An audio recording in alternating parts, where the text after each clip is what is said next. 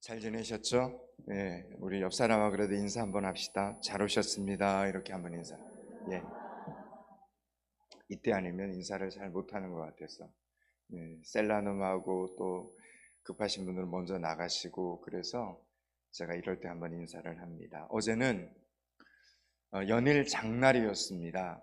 그리고 포항믿음교회 전도의 날이었습니다.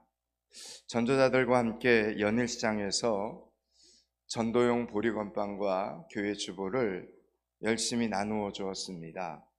그런데 어떤 분이 저에게 다가와 반갑게 목사님 안녕하세요 인사를 하면서 봉투 하나를 건네주었습니다.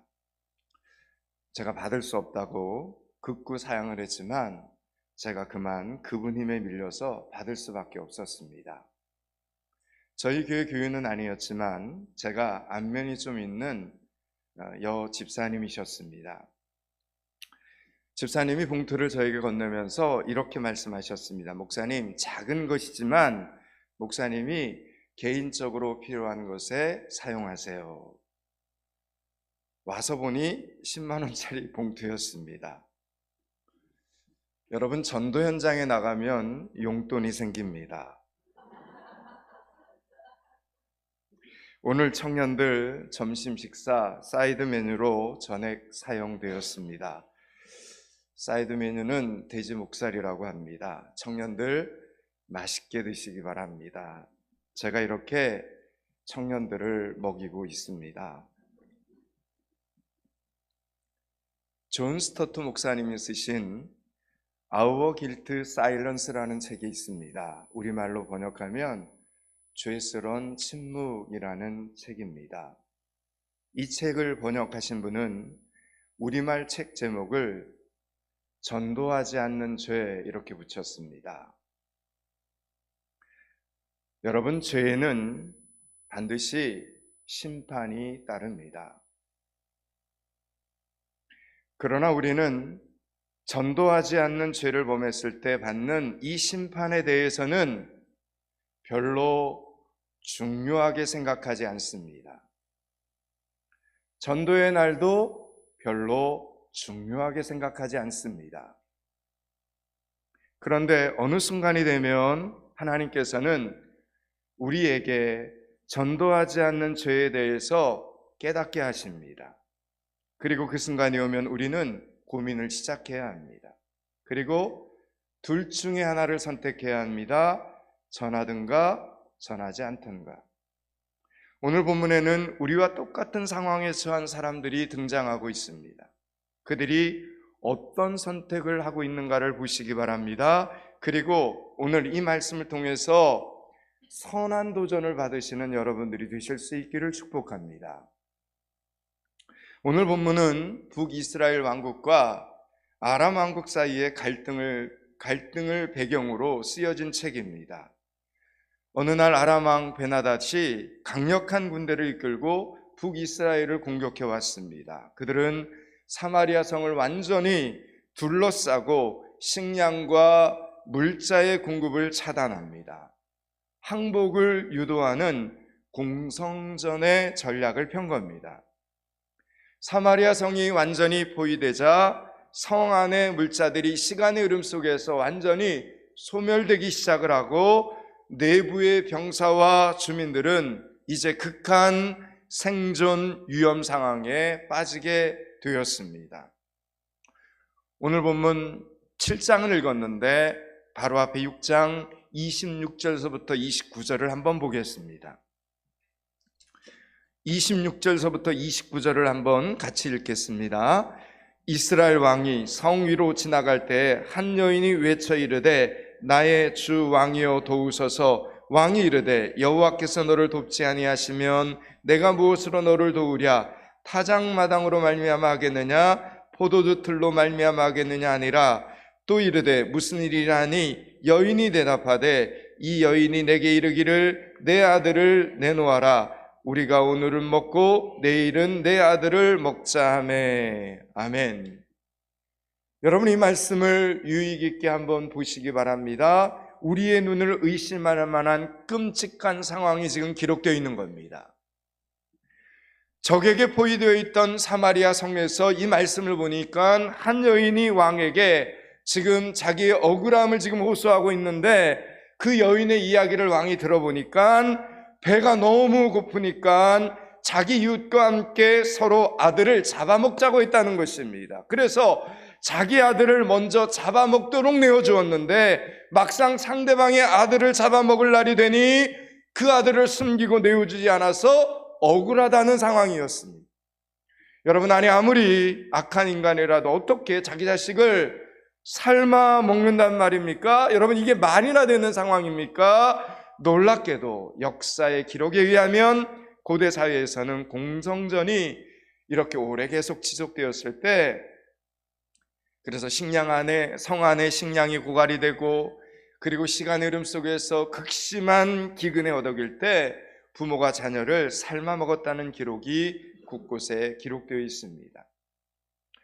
요세푸스 기록에 의하면 주 70년 예루살렘이 멸망할 때에도 로마 장군 티투스가 예루살렘 성을 다 함락하고 보니 그곳에 아이들이 하나도 없었다고 기록되어 있습니다. 로마가 카르타고를 포위했을 때도, 프랑스의 100년 전쟁에서도 1930년 스탈린 농업 정책 실패로 우크라이나가 기근에 빠졌을 때에도 생존자들의 증언과 기록에 의하면 자녀들을 살해한 후에 인육을 먹었다는 끔찍한 이야기가 곳곳에 기록되어 있습니다. 제가 이번에 기근과 생존에 관한 조사를 하면서 기근에 빠진 인류가 얼마나 비참하고 처절하게 몸부림치다가 죽어가는가를 알게 되었습니다. 또한 끔찍한 것은 어느 시대나 자신의 생명을 연장하기 위해 사람들을 잡아먹는 이 극단적 선택을 하는 사람들이 있었다는 것입니다. 인간이란 극한 상황에서 자신을 지키기 위해서라면 이렇게 인간성마저 포기하고 희생시키면서 그 선택을 정당화하는 존재라는 것입니다. 사랑하는 여러분, 우리가 오늘 예배 후에 점심을 먹고 간식을 먹는 것을 당연한 것으로 여기며 산다는 것은 참 감사한 일입니다. 제가 여러분에게 부탁하고 싶은 것은 식사 기도를 할 때 진심으로 감사하시라는 겁니다. 식사 기도를 길게 하라는 뜻이 아니라 한마디를 기도하더라도 진심으로 감사 기도를 올리시기 바랍니다.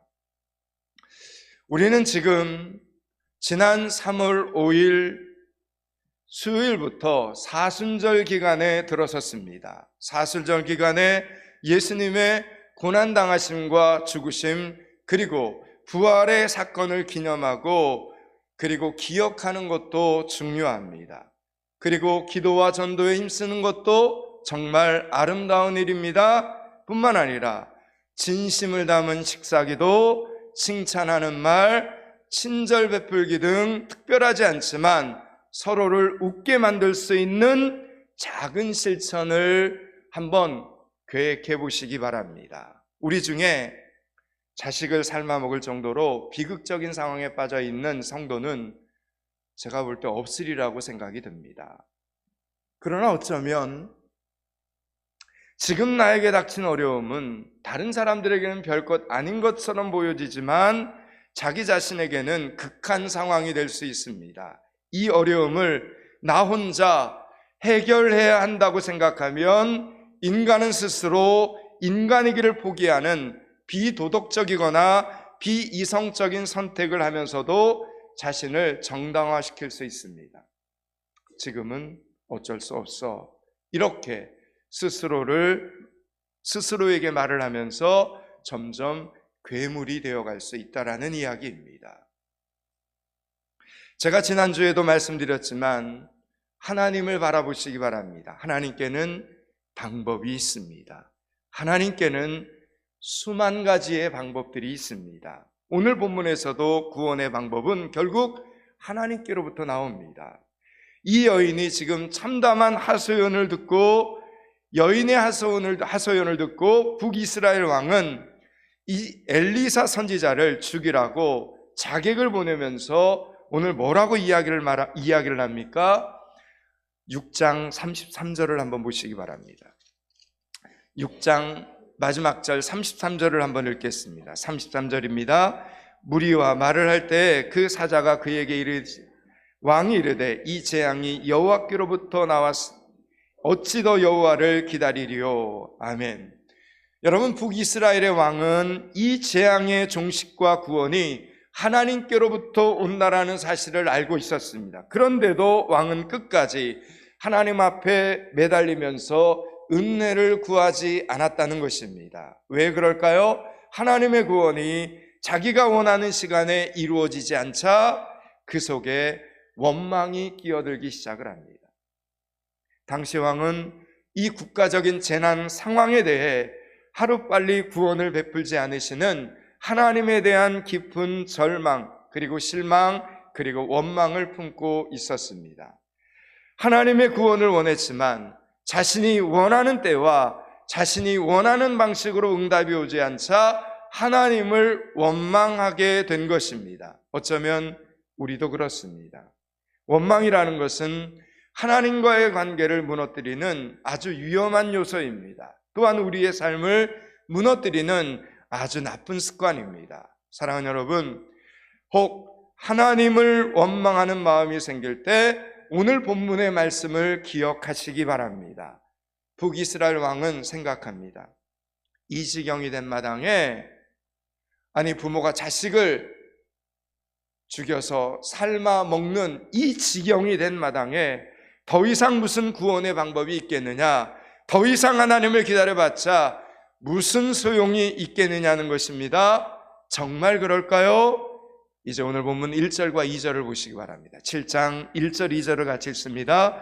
엘리사가 이르되 여호와의 말씀을 들을지어다. 여호와께서 이르시되 내일 이맘때에 사마리아 성문에서 고운 밀가루 한 스아를 한 세겔로 매매하고 보리 두 스아를 한 세겔로 매매하리라 하셨느니라. 그때 왕이 그의 손을 의지하는 자 곧 한 장관이 하나님의 사람에게 대답하여 이르되 여호와께서 하늘에 창을 내신들 어찌 이런 일이 있으리요 하더라. 엘리사가 이르되 내가 내 눈으로 보리라. 그러나 그것을 먹지는 못하리라 하니라. 아멘. 하나님의 사람 엘리사 선지자는 지금 성 안의 사람들에게 하나님의 기적적인 구원을 선포한 겁니다. 바로 내일 이맘때쯤에 하나님의 풍성하신 공급이 우리 앞에 놓여 있을 것이다. 이렇게 하나님의 놀라운 구원을 믿음으로 선포했습니다. 그런데 이때 오늘 이 말씀 보니까 나라의 두 번째 실세였던 한 장관이 매우 냉소적인 태도를 보이는 겁니다. 말씀을 보니 여호와께서 하늘에 창을 내신들 어찌 이런 일이 우리에게 있을 수 있겠느냐, 이렇게 부정적인 고백을 했습니다. 솔직히 말해서 누구라도 지금 이 처참한 상황이 변하여서 하룻밤 만에 갑자기 밀가루와 보리가 정상적으로 유통이 되고 먹을 것이 풍성해진다는 이 말이 믿어지지 않을 수도 있습니다. 사람이니까 얼마든지 그럴 수도 있습니다. 그러나 여러분, 곰곰이 생각해 보십시오. 하나님께서 하늘에 창을 내리시면, 하나님께서 하늘에 창을 내시면 그런 일이 불가능하겠습니까? 가능합니다. 얼마든지 가능합니다. 그분은 하늘에서 만나를 내리신 하나님이십니다. 그분은 광야 한복판에 메추라기를 때려 보내셔서 이빨 사이에서 고기가 끼일 정도로 이스라엘 백성들을 무려 40년 가까이 배부르게 먹이신 전능하신 하나님이십니다. 하나님께서 창을 내시면 내일 밀가루와 보리가 정상 가격으로 유통될 수 있습니다. 아니, 어쩌면 내일이 아니라 오늘 밤이라도 가능합니다. 하나님께서 하시면 가능하다라는 이야기입니다. 그러니까 성도는 어떻게 해야 합니까? 말을 아껴야 합니다. 말을 함부로 하면 안 됩니다. 성도라고 해도 목사라고 해도 믿어지지 않을 때가 있습니다. 하나님의 말씀이 어떨 때는 쉽게 아멘이 되지 않을 때도 있습니다. 그러나 하나님은 그럼에도 불구하고 전지전능하신 분이시니 그분 앞에서 우리는 언제나 말을 아껴야 합니다.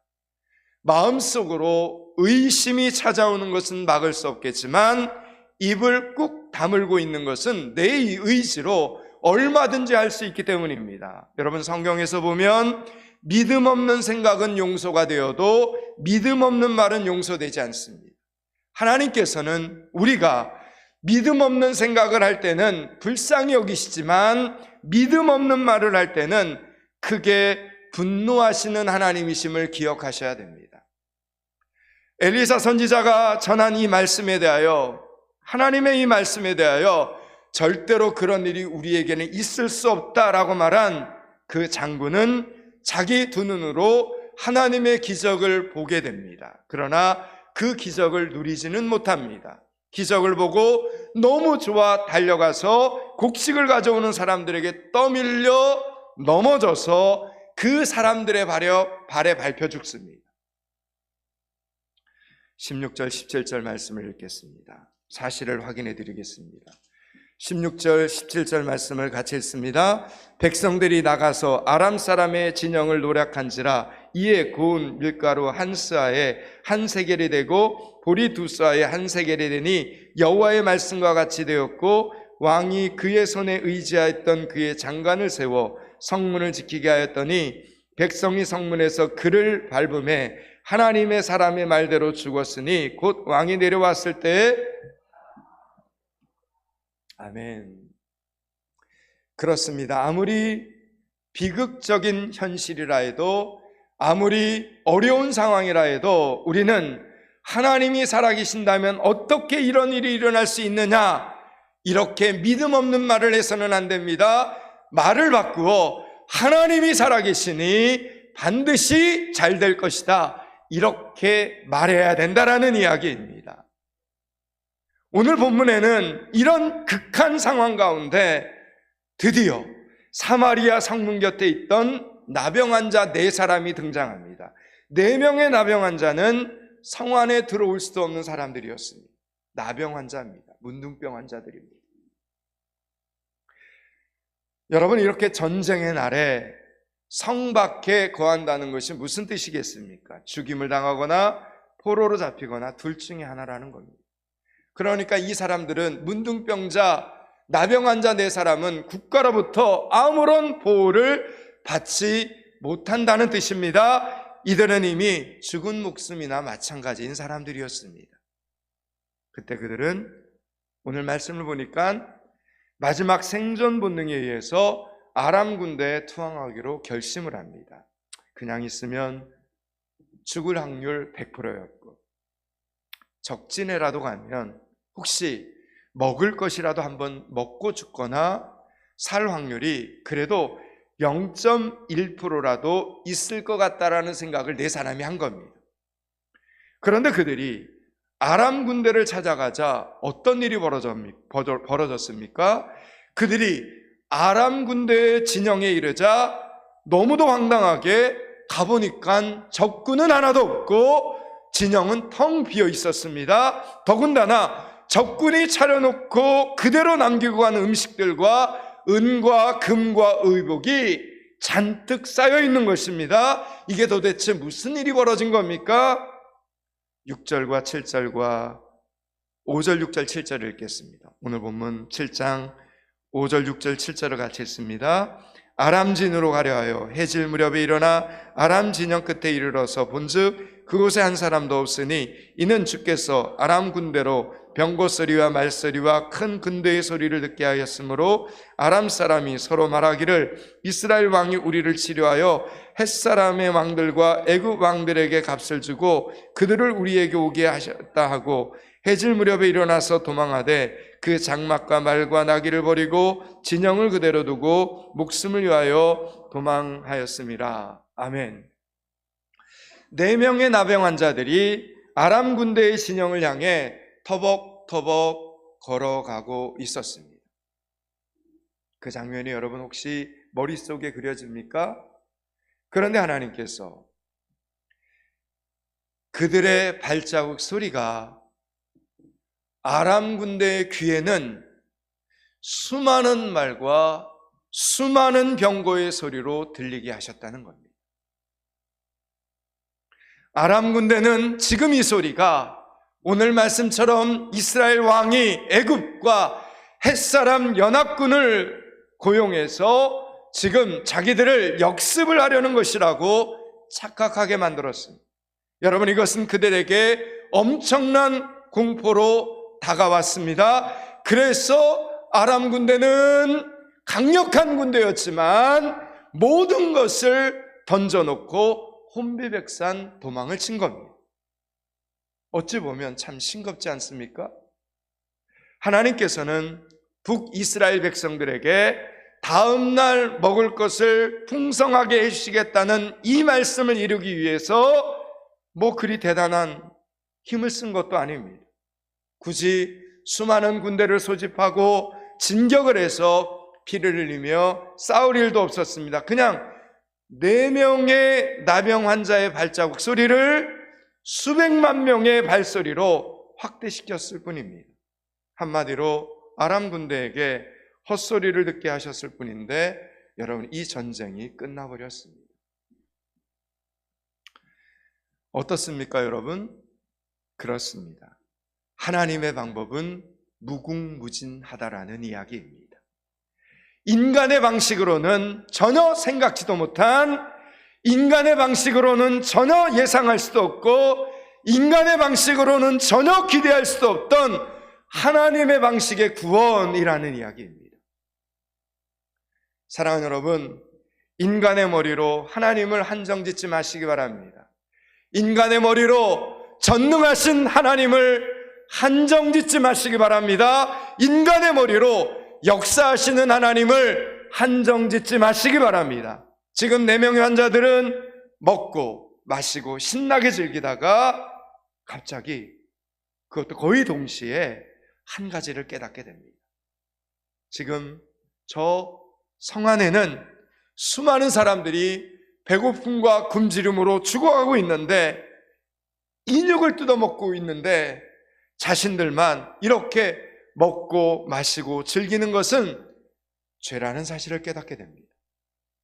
죄에 대한 깨달음이 그들에게 찾아온 것입니다. 9절 말씀을 보겠습니다. 9절을 같이 읽습니다. 나병 환자들이 그 친구에게 서로 말하되 우리가 이렇게 해서는 아니 되겠도다. 오늘은 아름다운 소식이 있는 날이거늘 우리가 침묵하고 있도다. 만일 밝은 아침까지 기다리면 벌이 우리에게 미칠지니 이제 떠나 왕궁에 가서 알리자고. 아멘. 이들은 지금 우리에게는 아름다운 소식이 있다라는 것입니다. 그것은 성읍 사람들을 다 살릴 만한 양식이 있다는 놀라운 소식인데, 이 소식을 자기들이 지금 알리지 않는 것은 죄라는 것입니다. 그러니 이제라도 나가서 이 소식을 전하자 마음을 모은 겁니다. 여러분, 나병 환자들이 일단 자기들부터 배부르게 먹었다고 해서 비난하지 마시기 바랍니다. 누구나 그 상황에서는 그렇게 하게 됩니다. 우리가 여기서 주목해야 할 점은 나병 환자들이 일단 배부르게 먹고 살 것 같으니까 배고파 쓰러진 사람들을 생각하고 그들을 불쌍히 여겼다는 것입니다. 그들이 배부르게 먹기는 했지만 원초적으로 그들의 나병이 나았거나 성 안에서 사람답게 살 수 있는 것은 아닙니다. 아직 그들에게는 나병이라고 하는 무서운 병이 저들의 몸에 남아있는 상태입니다. 그런데도 그들은 지금 자기들의 병이 문제가 아니라 다른 사람들의 배고픔을 불쌍히 여기고 있는 장면입니다. 여러분, 이것이 얼마나 아름다운 모습입니까? 아니, 얼마나 정상적인 모습입니까? 태초에 하나님께서 인간을 하나님의 형상대로 창조하신 바로 그 모습입니다. 어려움에 처한 사람들을 불쌍히 여기는 모습, 그 모습이 오늘 이 본문에 등장하는 이 나병 환자들에게서 나타나고 있다라는 이야기입니다. 사랑하는 여러분, 하나님께서는 왜 성 안의 사람들에게, 성 안에 건강한 사람들에게 먼저 이 구원의 기쁜 소식을 전해주지 않으시고 나병 환자들에게 먼저 알게 하셨는지 여러분은 궁금하지 않으십니까? 만약 하나님께서 구원의 이 기쁜 소식을 성 안에 있는 사람들에게 먼저 내리셨다면 그들은 성 밖에 불쌍한 사람들에게 그 구원의 기쁜 소식을 전해 주었을까요? 자신의 생존을 위해 이렇게 자식까지도 잡아먹는 사람들이 성 밖의 인생들을 돌아볼 리 만무하지 않겠습니까? 성 안의 기근은 단순히 물리적인 결핍이 아니라 오로지 자신의 생존에만 급급한 사람들에게 하나님께서는 그런 사람들이었기 때문에 그들을 사용하실 수가 없었습니다. 그들에게는 나눔도 없고 그들에게는 섬김도 없고 그들에게는 배려도 없었기에 그들을 통해 하나님의 일을 하나님은 하실 수가 없으셨던 것입니다. 대신에 누구를 사용하셨습니까? 오늘 본문의 제목이 무엇입니까? 왜 나병 환자를 보내셨을까? 이제 말씀을 마치려고 합니다. 사랑하는 여러분, 나 혼자 모든 것을 감당해야 한다 생각하면 주변을 돌아볼 수 없습니다. 내가 내 인생의 주인이 되면 우리는 자식까지 잡아먹는 사람이 되면서도 어쩔 수 없어 이렇게 말을 합니다. 하나님께서 내 인생의 주인이 되신다는 이 사실을 항상 기억하는 여러분들이 되실 수 있기를 축원합니다. 또한 하나님은 한 번 약속하신 것은 반드시 이루어 주시는 하나님이심을 믿으시기 바랍니다. 사순절 기간 하나님의 약속이 얼마나 놀랍고 튼튼한 것인지, 얼마나 영원하고 축복스러운 것인지 깊이 묵상하고 깊이 체험하는 여러분들이 되시기를 주님의 이름으로 축원합니다. 기도하겠습니다. 하나님, 사순절 기간 말씀이 생명이 되게 하여 주시옵소서. 말씀 속에 나병 환자들처럼 어려움에 처한 사람들을 불쌍히 여기는 성도들이 되게 하여 주시옵소서. 나눔도 섬김도 배려도 사랑도 살아있는 성도의 삶을 살아가게 하여 주시옵소서. 예수 그리스도 이름을 받들어 기도드리옵나이다. 아멘.